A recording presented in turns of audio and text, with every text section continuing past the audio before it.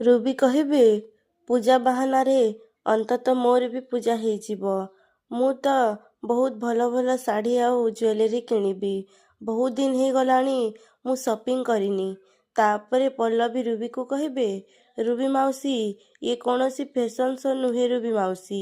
ଇଏ ଘରର ନବଗ୍ରହ ପୂଜା। ତେଣୁ ଆପଣ ଏତେ ଏକ୍ସାଇଟେଡ୍ ହେବା କିଛି ବି ଦରକାର ନାହିଁ। ଆଉ ଏଇ ପୂଜାରେ ଘରର ପୁଅ ବୋହୂମାନେ ହିଁ ବସନ୍ତି। ଏମିତି କହି ପଲ୍ଲବୀ ନନାକୁ କହିବେ, ମୁଁ ଠିକ୍ କହିଲି ନା ନନା? ତାପରେ ନନା କହିବେ, ହଁ ହଁ ଏକଦମ ଠିକ୍, ଘରର ବଡ଼ ପୁଅ ଆଉ ବୋହୂ। ତାପରେ ମାୟା କହିବେ, ନନା, ଘରର ବଡ଼ ପୁଅ ବୋହୂ କହିଲେ ତ ଆନନ୍ଦ ଆଉ ମୁଁ, ତାହେଲେ ପୂଜାରେ ଆମେ 2 ଜଣ ବସିବୁ।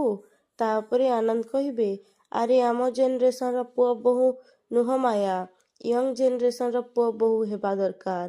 ଆରେ ଆମର ତ ଗୋଟେ ବୋଲି ପୁଅ ବୋହୂ, ଆଦର୍ଶ ଆଉ ପଲ୍ଲବୀ, ସେମାନେ ପୂଜାରେ ବସିବା ଦରକାର। ତାପରେ ରୁବି କହିବେ, କାଇଁ, ଘରର ବଡ଼ ପୁଅ ବୋହୂ ହିସାବରେ ଗୌରବ ଆଉ ରିମଝିମ୍ ବି ତ ଅଛନ୍ତି। ତାପରେ ନନା କହିବେ, ସେମାନେ ବିନୋଦ ବାବୁଙ୍କ ପୁଅ ବୋହୂ, କିନ୍ତୁ ପୂଜା ଆନନ୍ଦ ବାବୁ ଆଉ ମାୟା ଦେବୀଙ୍କ ଘରେ ହବ। ଆଉ ସେଇ ହିସାବରେ ପୂଜାରେ ଆଦର୍ଶ ବାବା ଆଉ ପଲ୍ଲବୀ ବୋହୂମା ବସିବେ। ତା ଛଡ଼ା ଏମିତିରେ ପଲ୍ଲବୀ ବୋହୂମା ଏସବୁ କାମ ବହୁତ ସୁନ୍ଦର ଭାବରେ ତୁଲେଇ ଦେଇପାରିବେ। ମୁଁ ତାଙ୍କ ପାଖରେ ଏସବୁ ଗୁଣ ବହୁତ ଭଲ ଭାବରେ ଦେଖିପାରୁଛି। ତାପରେ ପଲ୍ଲବୀ କହିବେ, କିନ୍ତୁ ନନା, ଘରର ସବୁ ପୁଅ ବୋହୂମାନେ ତ ପୂଜାରେ ପ୍ରେଜେଣ୍ଟ ରହିବା ଦରକାର ନା? ତାପରେ ନନା କହିବେ, ଘରର ସବୁ ରକ୍ତ ସମ୍ପର୍କୀୟମାନେ ପୂଜାରେ ପ୍ରେଜେଣ୍ଟ ରହିବା ଦରକାର। ତାପରେ ଆନନ୍ଦ କହିବେ, ଠିକ୍ ଅଛି ନନା, ଆପଣ ଯେମିତି କହିବେ ପୂଜା ସେମିତି ହବ, କିନ୍ତୁ ଯାହା ବି ହଉ ପଛେ ପୂଜାରେ ବିଘ୍ନ ନ ଆସିବା ଦରକାର।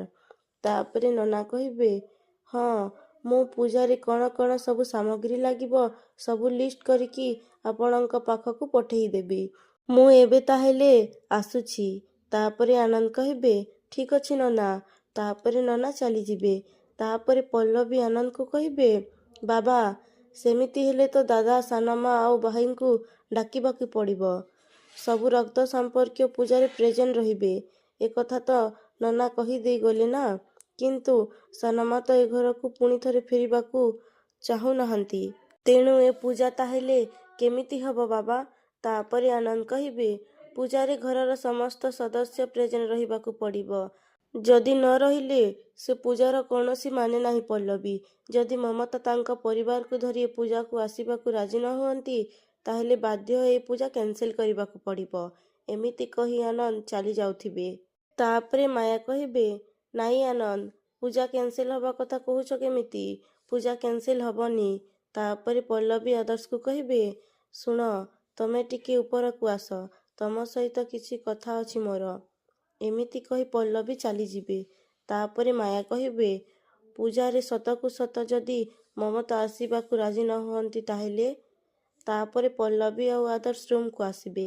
ତାପରେ ପଲ୍ଲବୀ ଆଦର୍ଶକୁ କହିବେ, ସେଠି କି ନାଟକ ଚାଲିଥିଲା? ବହୁତ ସ୍ମାର୍ଟ ଦେଖେଇ ହେଉଛ। ମୁଁ ତୁମକୁ ଚୁପ୍ ରହିବାକୁ କେତେବେଳୁ ଇସାରା କରୁଛି, କିନ୍ତୁ ତମେ? ତାପରେ ଆଦର୍ଶ କହିବେ, କ'ଣ ହେଲା? ମୁଁ ତୁମକୁ ଯୋଉ କଥା ପଚାରିବା କଥା ତମେ ମୋତେ ସେଇ କଥା ପଚାରି ଓଲଟି ନାଲି ଆଖି ଦେଖେଉଛ। ହେଁ? ୱାଃ, ଆଚ୍ଛା, ମୁଁ ତୁମକୁ ପଚାରୁଛି, ବାପା ଆଉ ତମେ 2 ଜଣ ଯାକ ମିଶି ଏ ମହାଦଶା ସାଢ଼େ ସାତି କ'ଣ ଏସବୁ କି ନାଟକ ତଲେ ଚଲେଇଥିଲ? ତାପରେ ପଲ୍ଲବୀ କହିବେ, ଯାହା ନାଟକ ଚାଲିଛି ଏକଦମ ଠିକ୍ ଚାଲିଛି। ଆଉ ତମେ ଏତେ ଚାଲାକି ଦେଖେଇ ହବା କିଛି ବି ଦରକାର ନାହିଁ। ବାବା ଆଉ ମୁଁ, ଆମେ ଯାହା ବି କରୁଛୁ ତମେ ବସ୍ ଦେଖି ଚାଲ ଆଉ ଆମେ ସାଙ୍ଗରେ ରହ। ତାପରେ ଆଦର୍ଶ କହିବେ, ଆରେ କ'ଣ ସାଙ୍ଗରେ ରହିବା ଦରକାର? ତମେମାନେ କ'ଣ କରୁଛ ସେସବୁ ବିଷୟରେ ଏଟଲିଷ୍ଟ ମୁଁ ଜାଣିବା ଦରକାର ନା ନାହିଁ?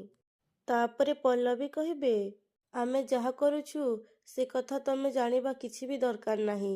ତମର ମୋ ଉପରେ ୟା ବାବାଙ୍କ ଉପରେ ଭରସା ଅଛି ନା? ତ ଚୁପ୍ ରୁହ। ଆଉ ଆମେ ଯାହା କରୁଛୁ ସେ କଥା ତମକୁ ବି କରିବାକୁ ପଡ଼ିବ, ବୁଝିଲ? ଆଉ ଏମିତିରେ ବି ତମର ଗ୍ରହ ନକ୍ଷତ୍ରଙ୍କ ଉପରେ ବିଶ୍ୱାସ ଥାଉ କି ନଥାଉ, ଘରେ ନବଗ୍ରହ ପୂଜା ହେବା କୌଣସି ଖରାପ କଥା ନୁହେଁ।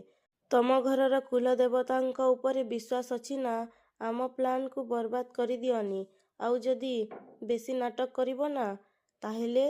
ତାପରେ କିଚେନରେ ରୁବି ରିମଝିମକୁ କହିବେ, ତାହେଲେ ସେ ପଲ୍ଲବୀର ତଣ୍ଟିକୁ ଚିପି ଦେବି। ଆରେ ଚିପି ଦେବି କ'ଣ, ଇଚ୍ଛା ତ ହେଉଥିଲା ସେଇଠି ତା ତଣ୍ଟିକୁ ଚିପି ଦେବା ପାଇଁ। ତାପରେ ରିମଝିମ କହିବେ, ଧୀରେ କୁହନ୍ତୁ ରୁବି ଆଣ୍ଟି, ମ୍ୟାଡ଼ାମର ଚାମଚା ଏଇଠି ଅଛି।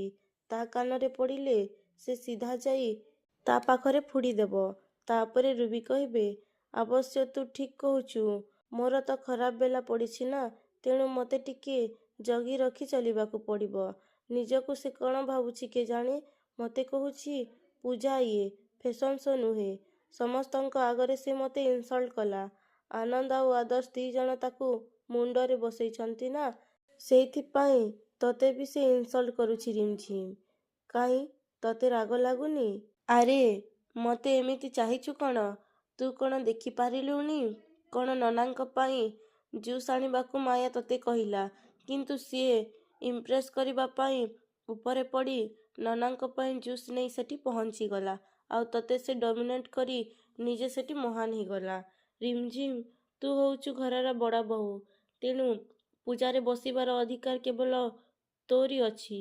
ଆରେ ତୁ ବି ତ ମହାପାତ୍ର ଖାନଦାନର ବୋହୂ ନା। ତାପରେ ପଲ୍ଲବୀ ଆଦର୍ଶକୁ କହିବେ, ମୁଁ ମହାପାତ୍ର ଖାନଦାନର ବୋହୂ, ଆଉ ମୋ ସାମ୍ନାରେ ମୁହଁ ଖୋଲିବା ପାଇଁ ଚେଷ୍ଟା କରିବନି। ଚୁପଚାପ ମୋ କଥା ମାନ, ନହେଲେ। ତାପରେ ଆଦର୍ଶ କହିବେ, ମହାପାତ୍ର ଖାନଦାନର ବୋହୂମାନେ ଯଦି ଏଭଳି ରୂପ ଧରିବେ ତ ତାର ସବୁ କଥା ମାନିବାକୁ ପଡ଼ିବ। କିନ୍ତୁ ଗୋଟେ ହିଣ୍ଟସ୍, ଏଇସବୁ ପୂଜା ହେଉଛି କ'ଣ ପାଇଁ? ତାପରେ ପଲ୍ଲବୀ କହିବେ, କେତେ ପ୍ରଶ୍ନ ପଚାରୁଛ ତମେ? ସାନମା, ଦାଦା, ଭାଇ ଏମାନେ ସମସ୍ତେ ଏ ଘରକୁ ଫେରି ଆସନ୍ତୁ, ଏକଥା ତମେ କ'ଣ ଚାହୁଁନ? ତାପରେ ଆଦର୍ଶ କହିବେ, ହଁ ମୁଁ ଚାହେଁ। ପୁଣି ପଲ୍ଲବୀ କହିବେ, ତ ବସ୍ ଭାବିନିଅ ଏଇଟା ହିଁ ହେଉଛି ତାର ପ୍ରସ୍ତୁତି। ତାପରେ ଆଦର୍ଶ କହିବେ, ସତରେ? ପୁଣି ପଲ୍ଲବୀ କହିବେ, ୟେସ୍। ଆଉ ଏଇଥିପାଇଁ ମୋତେ ତମର ସାହାଯ୍ୟ ଦରକାର। ଯଦି ସାନମାଙ୍କୁ ଏ ଘରକୁ ଆଣିବା ପାଇଁ କିଏ କନଭିନ୍ସ କରିପାରେ, ସେଇ ଜଣକ ହେଉଛ ତମେ, ବୁଝିପାରିଲ? ତାପରେ ରୁବି ରିମଝିମକୁ କହିବେ, ମୁଁ ଠିକ୍ କହୁଛି ରିମଝିମ, ଆଉ ଯାହା କହୁଛି ସତ କହୁଛି। ଯଦି ପୂଜାରେ ବସିବାର ଅଧିକାର କାହାର ଥାଏ, ତାହେଲେ ସିଏ ଜଣକ ହେଉଛୁ ତୁ।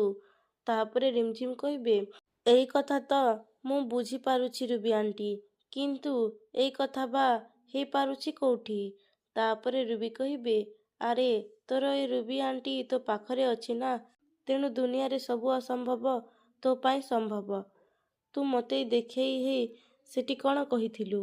ପୂଜାରେ କେବଳ ମହାପାତ୍ର ଖାନଦାନର ଲୋକମାନେ ବସିବେ, ମୁଁ ବସିପାରିବିନି।